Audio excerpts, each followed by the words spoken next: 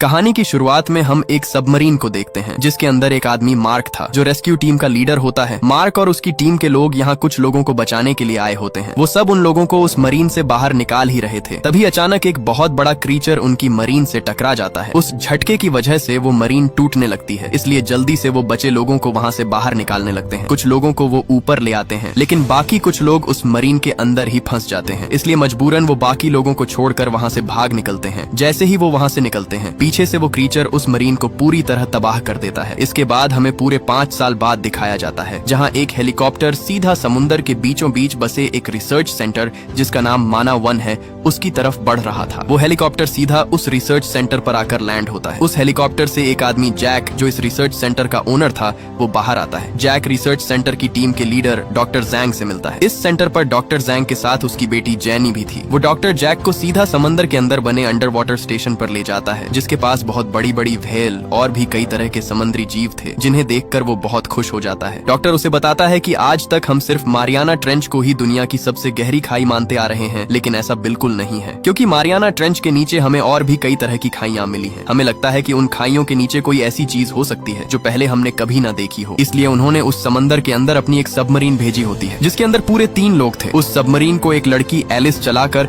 उस सबमरीन को सीधा समंदर के बीचों बीच ले जाती है। समंदर की गहराई तक आते ही पीछे से एक कंट्रोलर उन्हें उस खाई के अंदर जाने के लिए कहता है। वो अपनी सबमरीन लेकर सीधा उस गहराई के नीचे तक ले आते हैं। जैसे ही वो नीचे उतरते हैं, वहाँ उन्हें बहुत सारी वेल्स और भी कई तरह के अजीबोगरीब क्रीचर्स और मॉन्स्टर दिखाई दे रहे थे, जिसे देखकर उनके होश ही उड़ जाते हैं। वहाँ उनकी खुशी का कोई ठिकाना नहीं था, लेकिन उन्हें क्या पता कि उनकी खुशी कुछ ही देर की मेहमान है। और तभी उनके रडार में एक बहुत बड़ी चीज उनकी तरफ बढ़ती हुई दिखाई देती है। ये देखकर वो थोड़े घबरा जाते हैं और अचानक वही चीज आकर जोर से उनकी सबमरीन से टकरा जाती है। उनकी सबमरीन भी उनके कंट्रोल से बाहर होती जा रही थी। एलिस जल्दी से रिसर्च सेंटर से कांटेक्ट करती है, लेकिन बदकिस्मती से उनका कनेक्शन रिसर्च सेंटर से कट हो जाता है। रिसर्च सेंटर के अंदर सबको उनकी कोई भी आवाज सुनाई नहीं दे रही थी, लेकिन सबमरीन से अभी भी उनकी लोकेशन उन्हें दिख रही थी। अब इससे पहले वो क्रीचर उन्हें मार डाले, वो उस गहराई तक जाकर उन्हें ढूंढने का फैसला करते हैं। वहाँ एक टीम मेंबर सबसे कहता है कि हम में से कोई भी उस गहराई तक चाहकर भी नहीं पहुंच सकता, क्योंकि वहाँ अगर हम पहुंच भी गए तो हम ज्यादा देर तक उस क्रिएचर के सामने टिक नहीं पाएंगे। इसीलिए वो उनसे कहता है कि हमारे पास एक ही आदमी है जो हमारी मदद कर सकता है, वही वहाँ जाकर उन सबको वापस बचाकर ला सकता है, और वो आदमी मार्क है। ये सुनते ही एक आदमी उस पर गुस्से होकर उसे साफ साफ मना कर देता है, क्योंकि पहले भी वो कुछ लोगों को बचा लाया था और अपनी जान बचाने के चक्कर में कई लोगों की जान वो गवा बैठा। मैं नहीं चाहता कि उसकी वजह से हमारे 3 मेंबर जान से मारे जाएं। दरअसल ये वही आदमी मार्क था जो हमने कहानी की शुरुआत में देखा। वो आदमी पहले भी पूरी 10,000 मीटर गहराई तक जा चुका है, लेकिन आगे से वो आदमी भी कहता है कि उसके अलावा हमारी मदद कोई भी नहीं कर सकता। वही एक ऐसा आदमी है जो उस गहराई तक जाकर उन्हें वापस ला सकता है। इधर हमें मार्क दिखाई देता है जो एक नदी के किनारे रह रहा होता है, क्योंकि माना 1 कंपनी ने उसे उसकी गलती की वजह से जॉब से निकाल दिया था, और अब वो थाईलैंड में एक नदी के किनारे अपनी जिंदगी बसर कर रहा होता है। उसी दिन उसके घर पर डॉक्टर और वो कंट्रोलर पहुंच जाते हैं। वो डॉक्टर उससे कहता है कि हमें तुम्हारी बहुत जरूरत है, क्योंकि आज ही हमारे 3 मेंबर मारियाना ट्रेंच पर उतरे, लेकिन वहाँ अचानक एक बहुत ही विशाल क्रीचर ने उन पर हमला कर दिया और अब तक उनका कोई अता पता नहीं। लेकिन आगे से मार्क उनकी मदद करने से साफ साफ मना कर देता है। लेकिन जब उस डॉक्टर ने उसे उनकी रुला देने वाली चीखें सुनाई, जिसमें उसकी पहली बीवी एलिस की भी आवाज थी, तब आगे से मार्क उनकी मदद के लिए तैयार हो जाता है। इधर हम उस डॉक्टर की बेटी को देखते हैं जो समंदर के बीच फंसे लोगों की खुद मदद के लिए तैयार हो जाती है। बाकी मेंबर उसे रोकने की बहुत कोशिश करते हैं, लेकिन वो उनकी एक भी नहीं सुनती और अकेली ही अपनी सबमरीन लेकर उस जानलेवा समंदर के अंदर कूद जाती है। लेकिन उसे यह नहीं पता था कि उसने उस समंदर के अंदर कूदकर अपनी जिंदगी की सबसे बड़ी गलती कर दी है। इधर वो डॉक्टर मार्क को लेकर रिसर्च सेंटर तक पहुंच जाता है। आते ही जब उसे पता चला कि उसकी बेटी अकेली ही उस समंदर के अंदर चली गई, तो वो हैरान रह जाता है। वो फौरन मार्क को सबमरीन में बिठाकर उसे समंदर के अंदर भेज देता है। दूसरी तरफ डॉक्टर की बेटी भी उस खाई की निचली गहराई तक पहुंच चुकी थी। कुछ ही नीचे आने पर उसे वहां उन मेंबर्स की सबमरीन दिख जाती है जो नीचे गहराई तक फंसी हुई थी। जैनी अपनी सबमरीन से उसे अपने साथ कनेक्ट करने ही वाली थी, तभी अचानक वही क्रीचर उसे टक्कर दे मारता है, जिससे उसकी सबमरीन उलटी हो जाती है। वो जैसे तैसे करके अपनी सबमरीन को सीधा करती है। इससे पहले वो वहाँ कुछ समझ पाती, तभी वही क्रीचर आकर उसे चारों तरफ से जकड़ लेता है, जिसे देखकर उसके होश ही उड़ जाते हैं। दरअसल वो एक बहुत ही बड़ा विशाल स्क्विड था जिसने उस सबमरीन को अपनी ताकतवर टेंटिकल्स में जकड़ रखा था। अब जैनी को वहाँ से बाहर निकलने का कोई भी रास्ता नजर नहीं आ रहा था। वो वहाँ पूरी तरह फंस चुकी थी, लेकिन इसी दौरान उसकी वो विशाल टेंटिकल्स उसकी मरीन को छोड़ देती है। जब वो अपने सामने देखती है तो वहाँ मॉन्स्टर स्क्विड को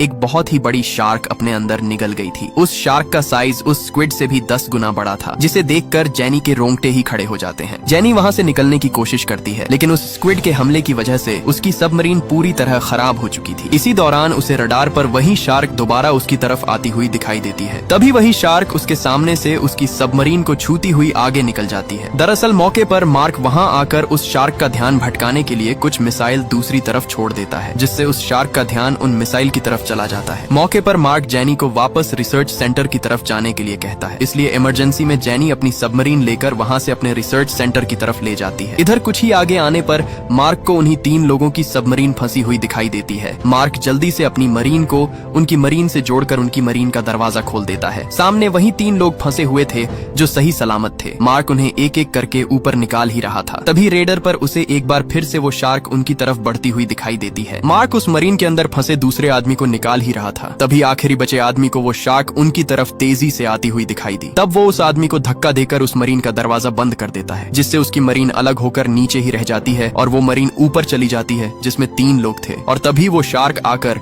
उसकी मरीन को वहीं पर तबाह कर डालती है, जिसे देखकर बाकी दोस्तों को बहुत दुख होता है, क्योंकि उनका साथी उनकी जान बचाकर खुद अपनी जान गंवा बैठा। इसके बाद वो सब उस रिसर्च सेंटर तक पहुंच जाते हैं। यहाँ अब उन्हें पता चलता है कि जिसने उन पर हमला किया है वो बहुत ही खतरनाक शार्क मेगालोडॉन थी, जिसका साइज पूरे 90 फुट है और इस शार्क का साइज बाकी सब शार्क से बहुत बड़ा था। इस शार्क के जबड़े इतने ज्यादा बड़े हैं कि अगर ये चाहे तो एक ही झटके में इनकी पूरी 2 बड़ी सबमरीन्स को अपने अंदर निगल सकती है। अब यहाँ ये लोग अपना अगला प्लान बनाते हैं, क्योंकि अगर उस शार्क को न मारा गया तो वो इन्हें जिंदा नहीं छोड़ेगी। इधर हम जैनी की बेटी को देखते हैं, जो खेलते खेलते उस अंडर वाटर स्टेशन के बिल्कुल सामने जा पहुंचती है। वो वहाँ खड़ी ही थी। इसी दौरान उसके सामने वही शार्क मैग आ जाती है और तभी अचानक वो उस पर हमला कर देती है। उसकी चीख सुनकर सब उसकी तरफ भागते हैं, लेकिन जब सब उसके पास पहुंचे तो खुशकिस्मती से वो सही सलामत खड़ी थी। उस शार्क प्रूफ ग्लास की वजह से वो शार्क उस ग्लास को तोड़ नहीं सकी, लेकिन उसके बहुत ही खतरनाक दांतों के निशान देखकर मार्क के होश ही उड़ गए। इसी दौरान उस ग्लास के सामने एक वेल आती है। वो समझते हैं कि ये दांत उसी वेल के होंगे, लेकिन तभी अचानक वही शार्क आकर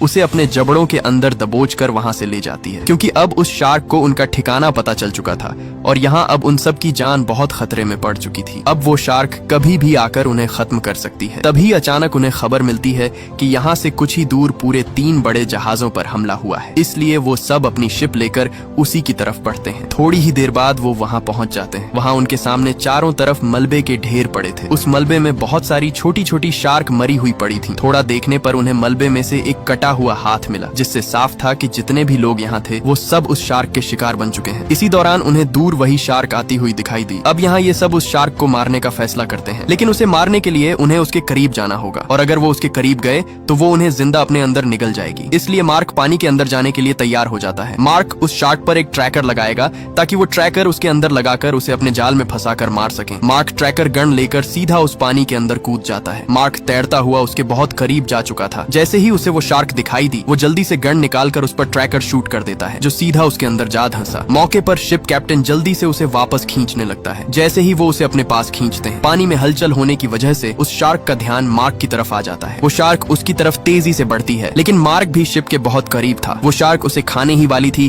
तभी मौके पर वो सब लोग जोर लगाकर उसे शिप पर खींच लेते हैं, लेकिन अब वो शार्क उन्हें छोड़ने वाली नहीं थी। इसलिए उस शार्क को बेहोश करने के लिए जैनी एक बने मजबूत ग्लास में कूद पड़ती है। जैसे ही वो पानी के अंदर जाती है, ऊपर से एक आदमी पानी के अंदर छोटी छोटी मछलियां फेंक देता है ताकि वो शार्क उसकी गंध से उसके पास आ सके। चारा आते ही छोटी मोटी शार्क उसके ग्लास को चारों तरफ से घेर लेती है। अभी तक वो मॉन्स्टर शार्क उसके करीब नहीं आई थी, लेकिन कुछ ही देर बाद अचानक वो शार्क आकर उसे जोर से टक्कर दे मारती है। खुशकिस्मती से ग्लास मजबूत होने की वजह से उसे ज्यादा कुछ नहीं होता। उस शार्क का साइज देखते ही उसके रोंगटे खड़े हो जाते हैं, क्योंकि वो शार्क दिखने में बहुत ही बड़ी थी। इससे पहले कि जैनी उस पर शूट करती, मौके पर वो शार्क वहाँ से भाग निकलती है, लेकिन तभी एकदम से वो शार्क पीछे से उस पर हमला कर देती है। उस ग्लास को वो शार्क अपने मुंह में दबोच कर वहाँ से ले जाने लगती है। उस शार्क के जोर जोर से ग्लास पटकने पर पीछे ग्लास से बंधी वो रॉड टूट जाती है, जिसे देखते ही मार्क शार्क तुरंत उस पानी के अंदर कूद जाता है। इधर मौका देखते ही जेनी ने वो जहरीला इंजेक्शन उस शार्क पर दे मारा और वो इंजेक्शन सीधा उसके चेहरे पर जा धंसा। यहाँ मार्क उसकी तरफ तेजी से बढ़ रहा था, लेकिन तभी अचानक उस शार्क के मुंह से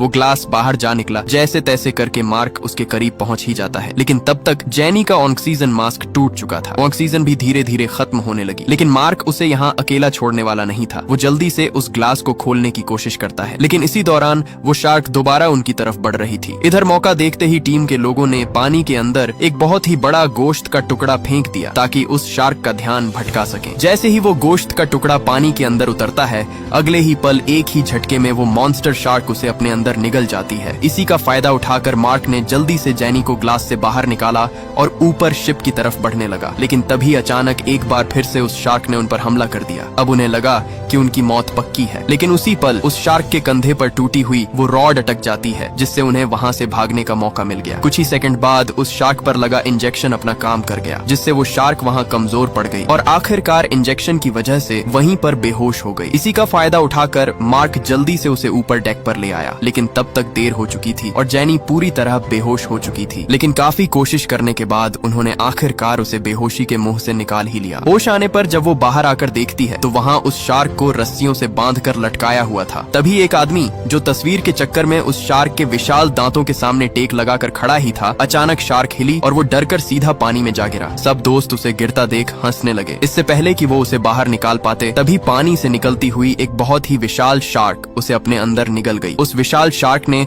मौके पर ही उस बंधी हुई शार्क को एक ही झटके में अपने अंदर निगल लिया। उस विशाल शार्क के टकराने से उनकी शिप उलट गई, जिससे सब एक एक करके पानी में गिरते जा रहे थे। बाहर आते ही उन्हें समझ आया कि जिसे वो मैग समझ रहे थे, दरअसल वो मैग का छोटा बच्चा था। अभी भी उस पानी में एक आदमी फंसा हुआ था। इससे पहले कि वो वहाँ से निकल पाता, अचानक उस विशाल शार्क ने उसे देख लिया और मौका देखते ही उसे वहीं पर अंदर निगल गई और उसे वहीं पर चीर फाड़ दिया। ये देखकर बाकी लोगों के होश ही उड़ गए। सब एक दूसरे पर गुस्से से चीखने चिल्लाने लगे, लेकिन अब वहाँ रुकना उनकी मौत थी, इसलिए सब छोटी बोट्स लेकर वहाँ से भागने लगे। इससे पहले कि वो किनारे तक पहुँचते, वो शार्क फिर से उनका पीछा करने लगी, लेकिन तभी खुशकिस्मती से वहाँ रेस्क्यू हेलीकॉप्टर पहुँच गया। उस हेलीकॉप्टर में बैठे सोल्जर ने उस पर अंधाधुंध फायर कर दिया और दर्द से तड़पने की वजह से वो सीधा पानी में जा घुसी। कुछ ही देर बाद वो सब किनारे तक पहुँच गए। पहुँचते ही जेनी का डैड अपनी आखिरी सांसें ले रहा था, क्योंकि उस शार्क के हमले में जख्मी होने की वजह से उसकी हालत बिगड़ने लगी थी, जिससे वो अपना दम वहीं पर तोड़ देता है। अपने डैड को मरता देखकर जेनी अंदर से पूरी तरह टूट जाती है। रिसर्च सेंटर पर पहुंचते ही कंपनी का ओनर सबको बताता है कि मैंने उस विशाल शार्क को खत्म करने के लिए बहुत सारे आर्मी सोल्जर्स को बुलाने का फैसला किया है। यहाँ तक कि हम इस रिसर्च सेंटर को भी बंद करने जा रहे हैं, ताकि हम में से किसी और की जान खतरे में न पड़े। ये सब कहकर वो हेलीकॉप्टर में बैठकर वहाँ से निकल जाता है, लेकिन हकीकत तो ये थी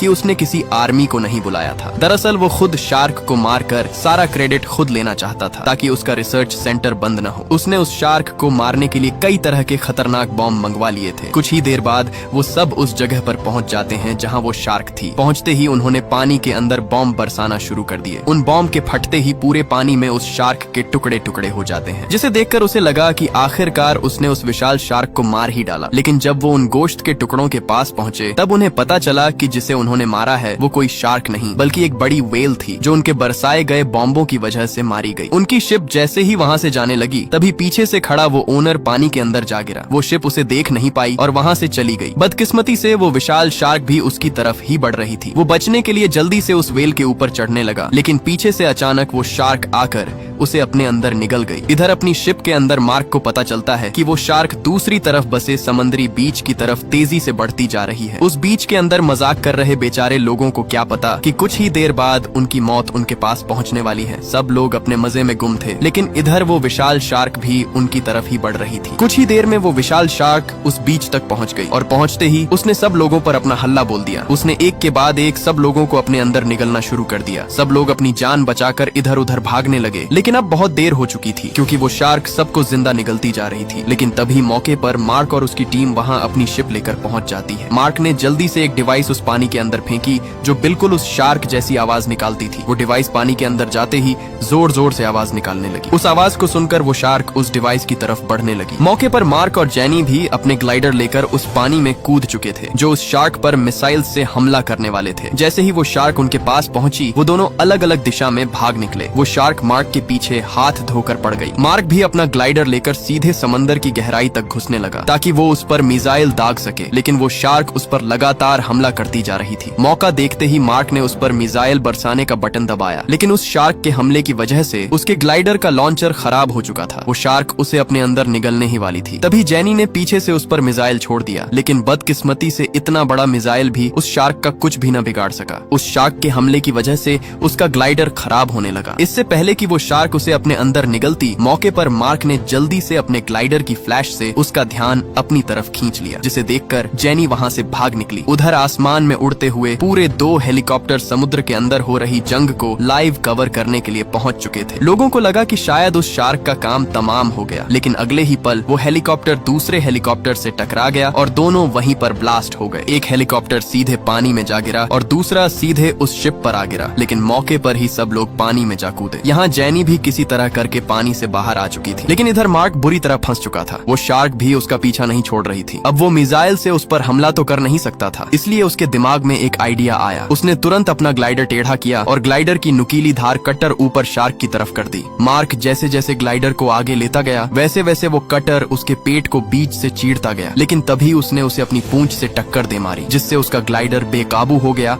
और उसका ग्लाइडर काम करना बंद कर देता है। अब गुस्से से भरी वो शार्क उस पर अंधे की तरह टूट पड़ी। उसने एक ही झटके में उसे अपने जबड़ों में कस के दबोच लिया। उसके नुकीले दांतों ने उसके ग्लाइडर का ग्लास तोड़ दिया, जिससे पानी उसके ग्लाइडर के अंदर भरने लगा। मौका देखते ही मार्क ने जल्दी से ग्लास को लात मारकर उसे तोड़ा और किसी तरह करके उस ग्लाइडर से बाहर आ निकला। उसने जल्दी से अपना भाला बाहर निकाला और सीधा उसकी आंख पर दे मारा। उस हमले की वजह से वह तड़पने लगी। तड़पने की वजह से वह पानी से बाहर आ निकली। मौका देखते ही मार्क ने उसकी दूसरी आंख भी फोड़ डाली और कुछ नजर न आने पर वह सीधा पानी में जा गिरी। उसके गिरते ही उसका खून पूरे समुद्र में फैल गया और उसकी गंध की वजह से सब छोटी शार्क उसके पास आ गई और देखते ही देखते वो सब अपने खाने पर टूट पड़ी। तभी जेनी भी दूसरा ग्लाइडर लेकर पानी के अंदर आ पहुंची और उसे पानी से बाहर निकालने में कामयाब हो गई और आखिरकार वो सब उस विशाल शार्क को मारने में कामयाब हो गए और ये मूवी यहीं पर एंड हो जाती है। अगर ये वीडियो आपको अच्छी लगी तो इस वीडियो को लाइक और हमारे चैनल को सब्सक्राइब कीजिएगा।